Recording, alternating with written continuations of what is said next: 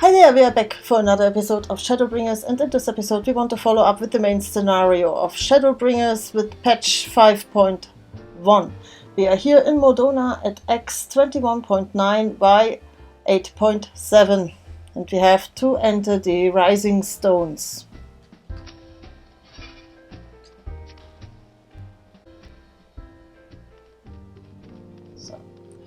And here we have to talk to Tataru. Tataru seems eager to make up for lost time. Sweet gods, it's good to see you. I hope your being here means you have had your fill of rest. More than my fill, not so much as 40 wings, truth be told. More than my fill.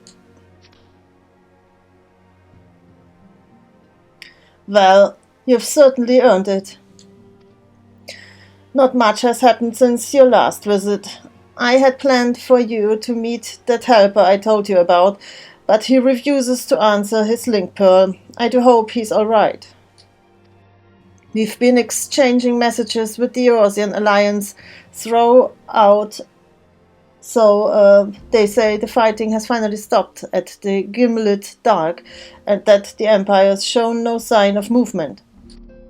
Which means we might actually have a moment to ourselves for a change. Seeing as you are back, maybe you could tell me more about your time in the First? Great. Oh, and if you don't mind, I'd like to ask Flamin to join us. She'll want to know what happened to Minfilia, and I think it's best she hears it from you. We'll meet you on the terrace at the House of Splendors.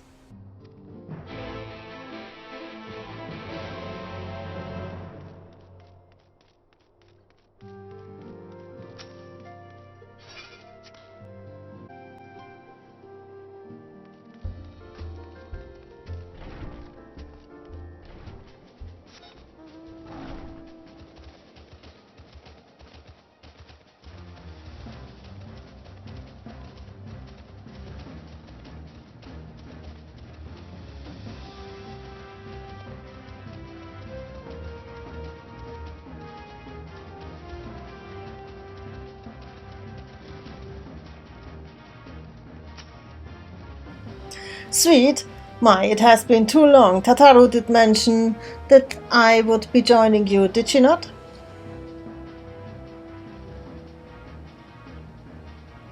Thank you. Words cannot well express how I have longed to know more of the First. This world Minfilia has sacrificed so much to save.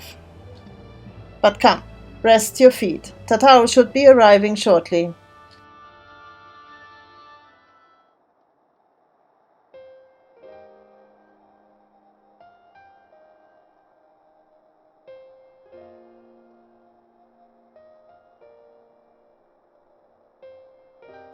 And so Minfilia chose to pass on her gifts to the next oracle, this girl who'd Sancred named Therine. To have such a burden thrust upon her as a child, only to embrace it when given the choice. In that respect, they are quite alike. It would seem her legacy is indeed in capable hands. Sweet. Might I ask a favor of you when next you return to the First? To tell Reen what I cannot? To tell her thank you.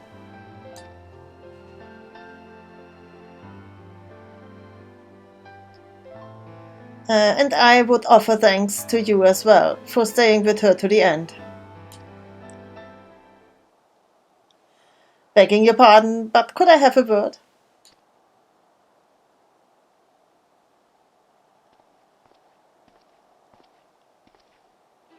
Real.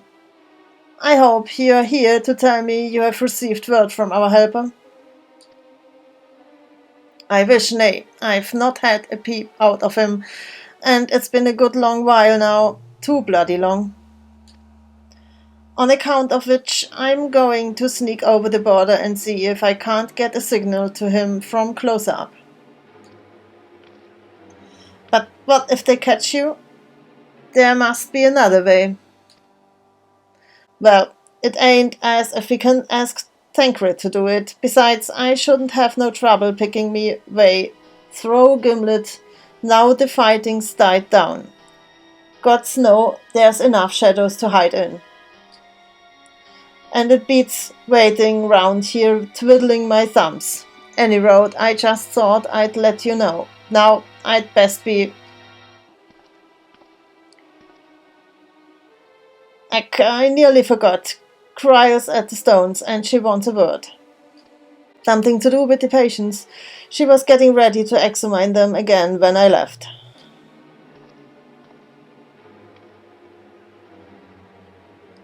We'd best head back then. I'm sure it's important.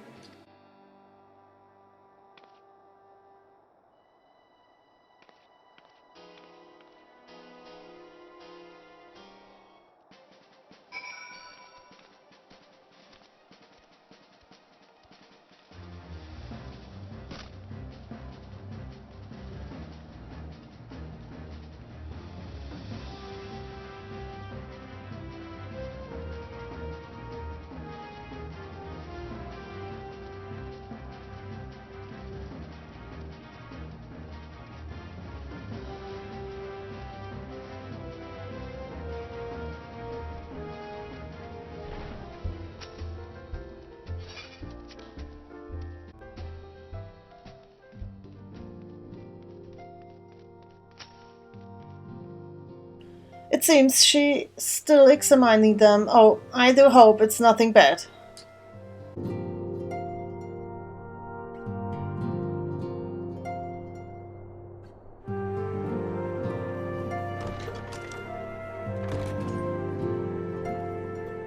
You're here. Good.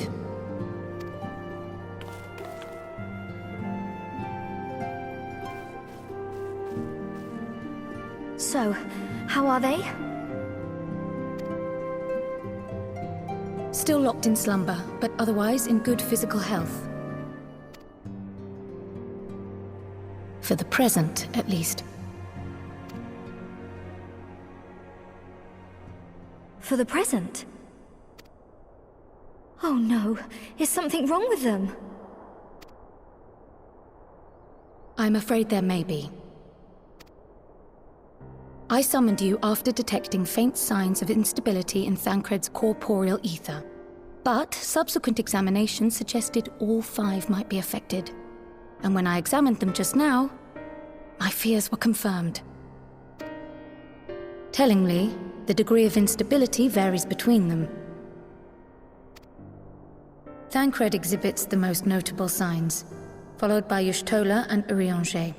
The twins' ether, meanwhile, remains relatively stable, but there is a change there too if one knows to look for it.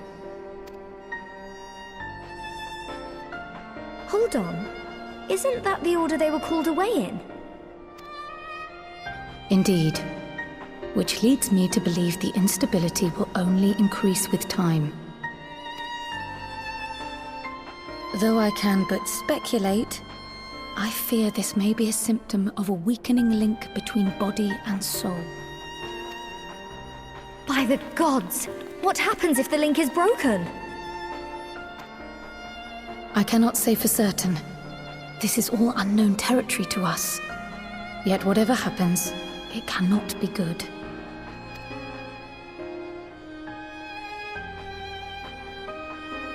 Mercifully, the instability is still only slight. And you may rest assured Master Matoya and I will do everything in our power to keep it from worsening. Be that as it may, it is imperative that you find a way to restore our friends' souls to their bodies.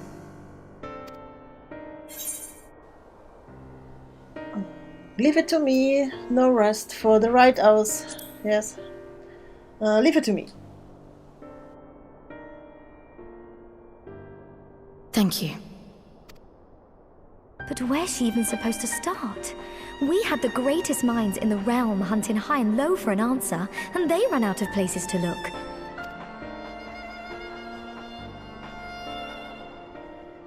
You stated in your report that the Exarch had originally intended to reverse the summoning process by means of his own death, correct?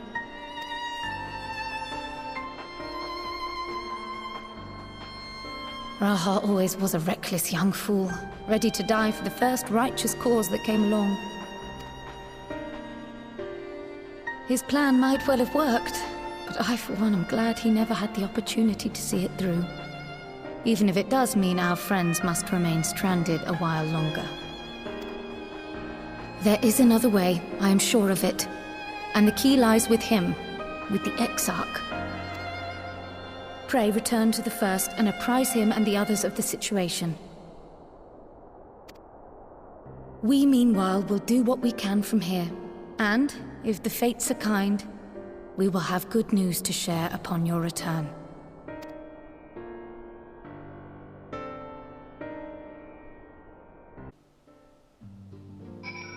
Okay, speak with the Crystal Exarch in the Ocular.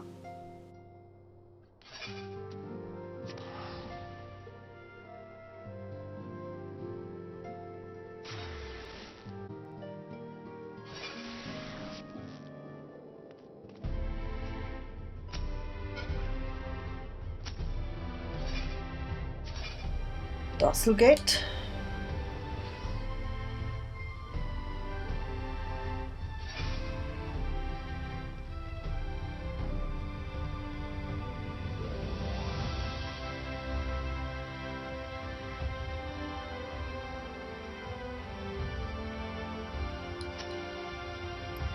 Do you have business with the Crystal Exarch? Just say the word and I would be happy to escort you to the Ocular.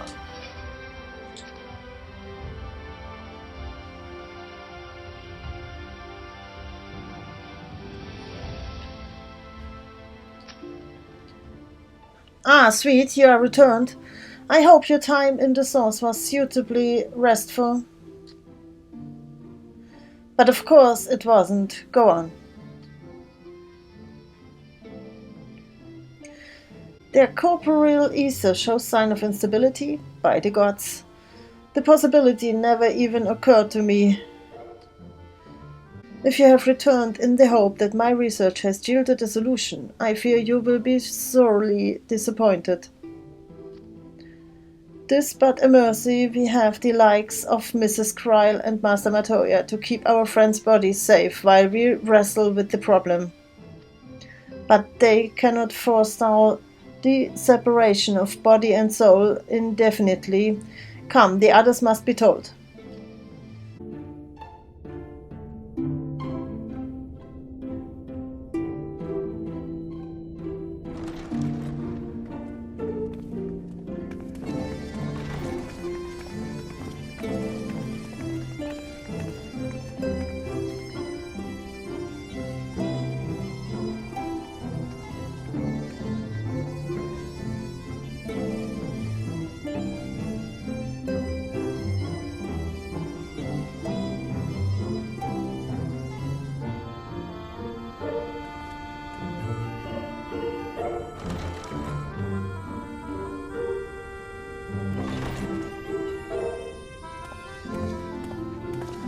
Pray excuse my late arrival. Will Thancred and Reen not be joining us? Nay, milady. With apologies to all, they beg leave to pursue their investigation of the empty to its conclusion. Should matters here demand their presence, however, they did assure me that they would make themselves available. Yes, of course. Then let us proceed.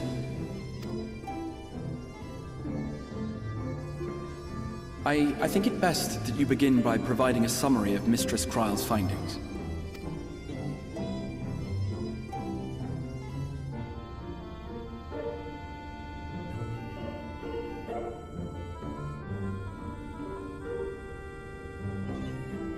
I suppose it was only to be expected that some change would occur. Yet our souls seem unaffected, to my eye at least. How long they will remain so is another question. Kryle is right. It is imperative we find a way to return to the source. Perhaps an explanation of the method by which I brought you here will yield some inspiration. Ere I begin, it must be noted that I am by no means a gifted mage. In order to employ powerful magics, I must rely upon the Crystal Tower and its boundless reservoirs of energy. The magic that summoned you was no exception. 'Tis a singular spell, adapted through painstaking effort from the technique that transported me to the First. To use an analogy, it works by cutting a hole in the fabric of reality. A hole tailored to the object of summoning, through which it and it alone may pass unscathed. Though I succeeded in creating said hole, I failed to latch onto my intended target. Instead of you, the spell found those close to you, and ended up summoning them in their incomplete state.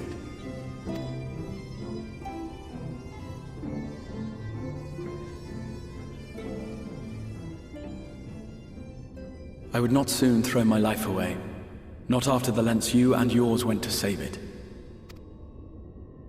And so long as I breathe, I will spare no effort to see you safely home.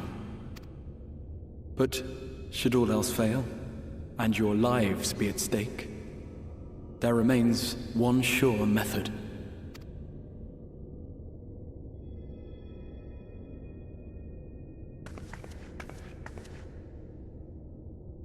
Oh! What was that for? How can you even entertain such thoughts? You owe your life to the Warrior of Light, and you don't get to die unless she says so.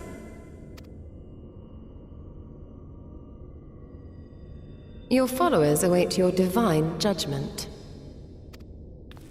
What did you just...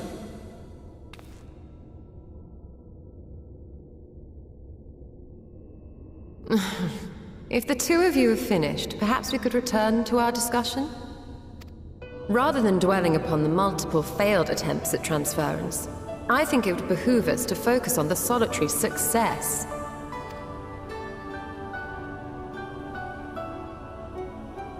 I would draw your attention to the fact that our friend can travel between worlds possessed not only of her body and soul, but her personal effects besides. This is no different from the teleportation magics to which we are all accustomed. Magics that allow for the transportation of those inanimate objects one considers to be an extension of oneself. Are you suggesting that simply by considering us her possessions, she could carry our souls back to the source upon her person? Well, it would be nice if things were that simple for a change. But vague notions of ownership seem a rather tenuous thing to stake our lives on. So much as a moment of doubt on her part and we'd be left floating in the rift. Milady hath the right of it. The requisite fixity of belief would be too much to ask even of our friend. Yet were we to immure our souls within an object in her possession, mayhap then our safe passage could be assured. White Auracite would, I believe, serve as a suitable vessel for this purpose. It was conceived to imprison the massy soul of an Ascian, and should house one of ours with relative ease. We would need only to ensure our soul's safe preservation inside the stone, and identify a means by which they might be transferred back unto our vacant bodies. Soul preservation and transference. I believe I know of someone who may be able to assist us. On the far shore of the source, there stands a great palace built by the elves. It was forsaken in the wake of the flood, but a certain Numo chose to make their home there soon after. Though they have long lived as a recluse, they once occupied a place of honor in Verbert's royal court, and it is said that none in all of Norvrant is more knowledgeable than they on matters of the soul. Well, I've no objection to seeking a helping hand, but if they've gone to such lengths to hide themselves away from the world, what makes you think they'd be willing to lend us one? A worthy question. Years ago, I myself tried and failed to solicit their cooperation in the battle against the Sin Eaters. No sooner had I begun to make my plea than they unleashed a swarm of their familiars upon me. Unlike me, however, you have curried favor with the Fae folk. By that merit alone, I am hopeful that they would grant you an audience. They may still be inclined to turn you away, of course, but if their knowledge might feasibly facilitate your return home, we have to try.